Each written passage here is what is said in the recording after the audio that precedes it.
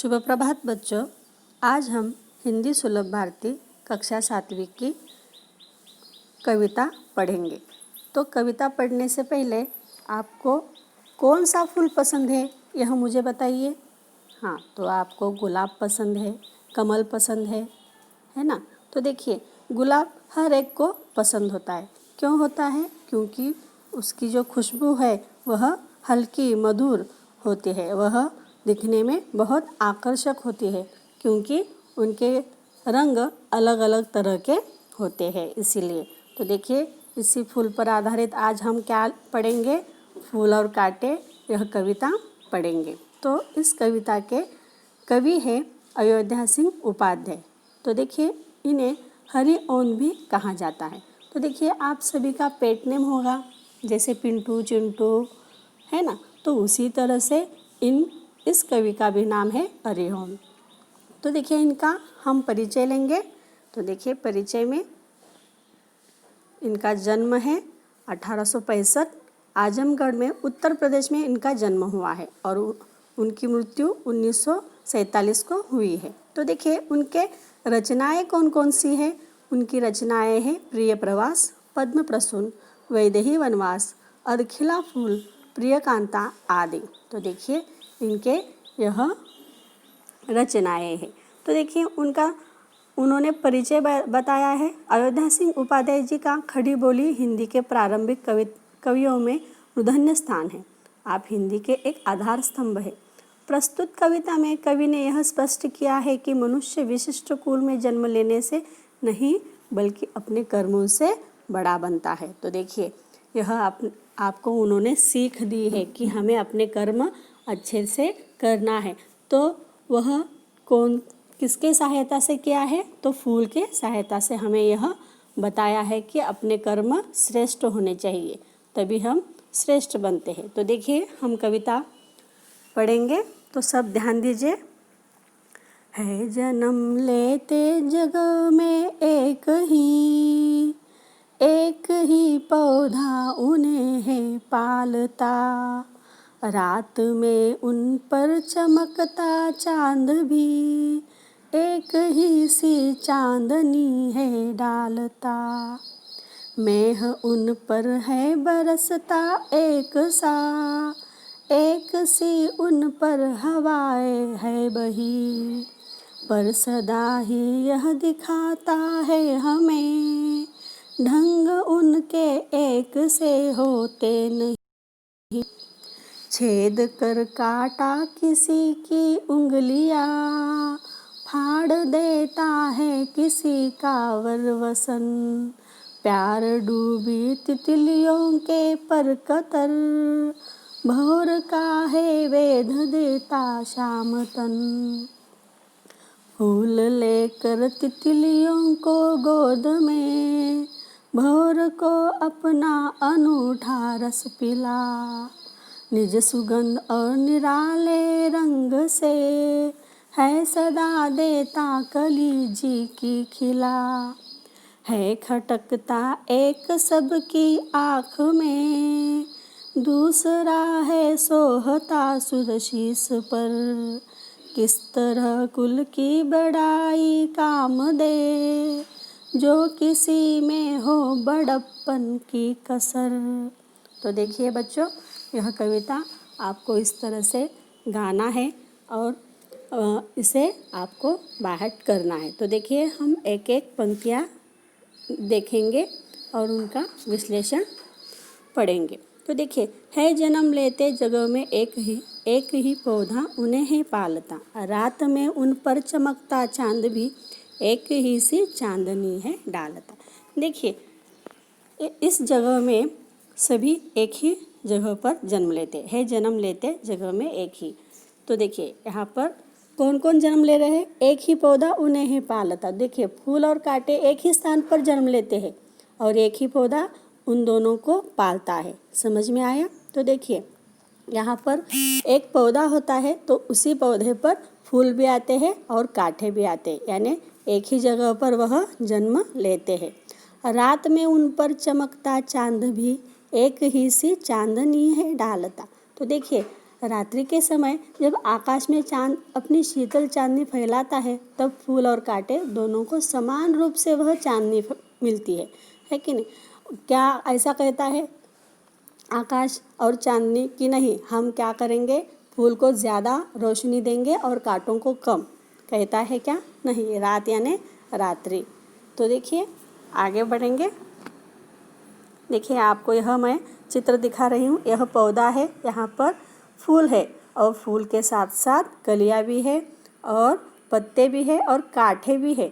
तो देखिए एक ही पौधे पर है, तो यहाँ पर सभी को एक जैसे ही क्या मिल रही है, चांदनी और सूरज की रोशनी मिल रही है। तो देखिए एक ही यह आकाश में से चांदनी है, तो यह उसको एक जैसे ही क्या दे रहा है, अपनी छाया दे रही है। तो देखिए आगे बढ़ेंगे। मेह उन पर है बरसता एक सी उन पर हवाएं है बही, पर सदा ही यह दिखाता है हमें, ढंग उनके एक से होते नहीं। देखिए कितनी अच्छी बात उन्होंने बताई है। मेह यानी बरसात। तो देखिए यहाँ पर आपको मैं चित्र भी दिखाऊंगी। तो देखिए यहाँ पर मेह बरस रहा है ना, यहाँ पर छोटे छोटे पौधे हैं। तो देखिए जब बादल पृथ्वी पर जल बरसाते हैं, तो दोनों पर समान रूप से बरसाते हैं, बरसा रहे हैं ना, या अलग अलग बरसा रहे हैं? नहीं, जब प्यारी हवा बहती है तब भी दोनों के ऊपर समान रूप से बहती है, परंतु एक जैसी परिस्थितियों में पलकर भी फूल और कांटे। तो देखिए यह फूल और कांटे क्या है, अलग अलग इनका स्वभाव होता है, ढंग उनके एक से होते नहीं। तो देखिए उनके ढंग एक से होते हैं क्या? ढंग यानी स्वभाव, तो उनका स्वभाव एक सा होता है क्या? नहीं होता, तो वो अलग अलग रूप में होते हैं, वह भिन्न रूप में होते हैं। तो देखिए आगे जाएंगे। छेद कर काटा किसी की उंगलियां, फाड़ देता है किसी का वरवसन, प्यार डूबी तितलियों के पर कतर, भौर का है वेद देता शामतन। तो देखिए कांटा किसी की भी उंगलियों को छेद कर घायल कर देता है कि नहीं? हम अगर फूल तोड़ने के लिए जाए और झट से हमें कांटा क्या करता है, अपनी उंगलियों में घुस जाता है और हमें घायल कर देता है। तो उसी तरह से किसी के वस्त्र भी, सुंदर वस्त्र भी फाड़ देता है किसी का वरवसन। तो देखिए किसी का वर यानी श्रेष्ठ, सुंदर, वसन यानी वस्त्र। तो देखिए यह जो सुंदर वस्त्र भी होते हैं ना, बहुत बार क्या होते हैं, इन कांटों की वजह से फटते हैं। तो देखिए जब फूलों पर आकर्षित होकर सुंदर तितलियां प्यार से फूलों के पास आती है, जब प्यार डूबी तितलियों के पर कतर। तो देखिए जब फूलों पर आकर्षित यानी उसे मोहित होकर, फूलों को मोहित होकर कौन आता है उनके पास? तितलियां आती है, भंवरे आते हैं। तो भंवरा यानी क्या? भंवरा। तो भंवर यानी भंवरा। तो देखिए यहाँ पर आते हैं, तो भौर का है वेद देता शामतन। तो देखिए वह क्या करता है, कांटा उनके पंखों को काट देता है और भंवरे के शरीर को छेद देता है। तो इस तरह से वह कांटा अपना काम करता है, लेकिन वही फूल क्या करता है? देखिए यहाँ पर आपको मैंने चित्र दिखाया है। तो फूलों के अंदर यह भंवरा क्या कर रहा है, अपना रस पी रहा है, यानी फूल उसे कह रहा है क्या, तू चले जा, या उसे फाड़ रहा है क्या? नहीं, लेकिन देखिए तो यहाँ पर कांटा वह कहता है क्या? नहीं, सबको वह फाड़ कर रख देता है। तो देखिए आगे जाएंगे। फूल लेकर तितलियों को गोद में, भौर को अपना अनूठा रस पिला, निज सुगंध और निराले रंग से है सदा देता कलीजी की खिला। तो देखिए दूसरी ओर फूल तितलियों को प्यार से अपनी गोद में जगह देता है। तो देखिए मैंने यहाँ पर आपको चित्र दिखाया है। तो वह क्या कहता है, भौरों को अपना रस पिलाता है। देखिए यह अलग अलग क्या है, फूल है, और वहाँ पर अलग अलग मधुमक्खियाँ यानी भंवरा आपको नजर आ रहे हैं। तो अपनी मधुमाती सुगंध और रंगों की निराली छटा से सभी के मन को प्रसन्न करता है। कौन? फूल।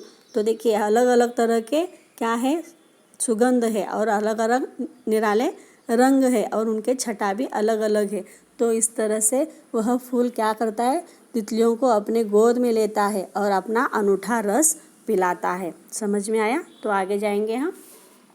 है खटकता एक सबकी आँख में, दूसरा है सोहता सुर शीश पर, किस तरह कुल की बड़ाई काम दे, जो किसी में हो बड़प्पन की कसर। तो देखिए यहाँ पर सोहता, सोहता यानी शोभा देना, शीश यानी सिर। तो देखिए अपने व्यवहार के कारण कांटा सबकी आंखों में खटकता है, जबकि फूलों को देवताओं के शीश पर चढ़ाया जाता है। यदि हमारे काम अच्छे न हो तो हमारा कुछ जो कुल है, उच्च कुल है, वो भी कुछ काम का होगा क्या? नहीं। क्यों? क्योंकि हमारा जो कर्म है वह अच्छा रहना चाहिए। तो देखिए लास्ट इस पंक्तियों में उन्होंने यही बताया है। क्या बताया है कि इसका पूरे कविता का सारांश इस कड़वे में है। तो देखिए इस कहानी यानी यह क्या बताता है कि हमें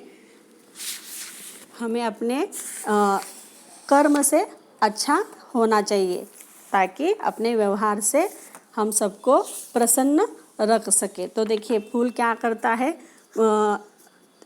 दूसरों को प्रेम पूर्वक रखता है, तो देखिए आनंदित रखता है। वही कांटा क्या करता है, दूसरों को छेदता है, कपड़े फाड़ता है। तो इससे कांटे से हमें क्या पता चलता है कि वह घृणा कर रहा है, प्यार कर रहा है क्या? नहीं। लेकिन फूल हमें प्यार कर रहा है। तो देखिए फूल और कांटे, इस कविता के माध्यम से हमें यह संदेश मिलता है कि मनुष्य के कर्म एवं उसका दूसरों के साथ किया हुआ व्यवहार उसे महान एवं आदरणीय बनाता है। तो देखिए किसी मशहूर या उच्च कुल में जन्म लेने से हम श्रेष्ठ नहीं बनते, तो हमारे कर्मों से हम श्रेष्ठ बनते हैं। यही इस कविता के माध्यम से हमें पता चलता है। तो धन्यवाद बच्चों।